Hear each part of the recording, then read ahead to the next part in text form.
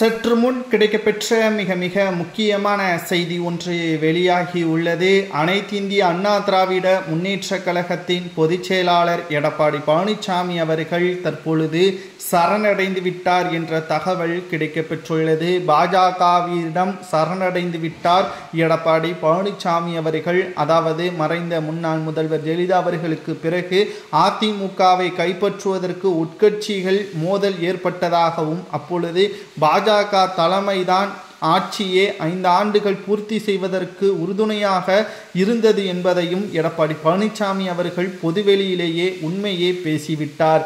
இதற்கு மிக முக்கியமான காரணம் என்ன? இதுவரைக்கும் பாஜகவை பற்றி இப்படி எடப்பாடி பழனிசாமி அவர்கள் பேசியது கிடையாது. ஆனால் இப்பொழுது பேசியதற்கு மிக முக்கியமான காரணம் செங்கோட்டையன், OPS, சசிகலா இவர்கள் அனைவரும் ஒன்றாக இணைந்து டெல்லிக்கு சென்றால் நிச்சயம் அதன் மூலம் நமக்கு ஆபத்து வரலாம். அதற்கு முன்பாகவே மோடி அவர்களையும் அமித்ஷா அவர்களையும் பகைத்துவிடக் கூடாது. தன்னுடைய கட்டுப்பாட்டில் அதிமுக இருக்கிறது என்பதையும் இருக்க வேண்டும் என்பதையும் உறுதிப்படுத்தும் விதமாகத்தான் பாஜகவிடமே சரணடைந்து விட்டார். ஏனென்றால் தற்பொழுது இவர்களால் அதிமுகவை தன்னிடம் இருந்து கைப்பற்றிவிடக்கூடும் என்ற அச்சமும் எடப்பாடி பழனிசாமி அவர்களுக்கு இருக்கிறது.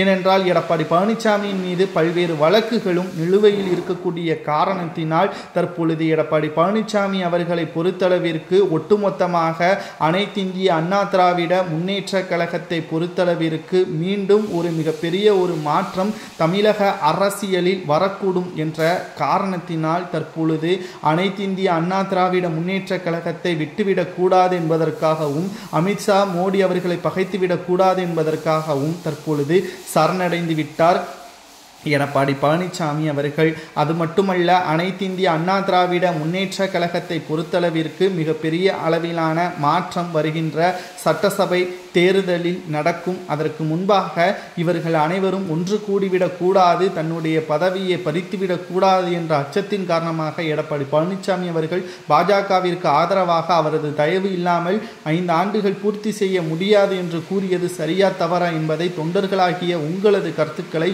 மறக்காம கமெண்ட் வாயிலாக கூறுங்கள்.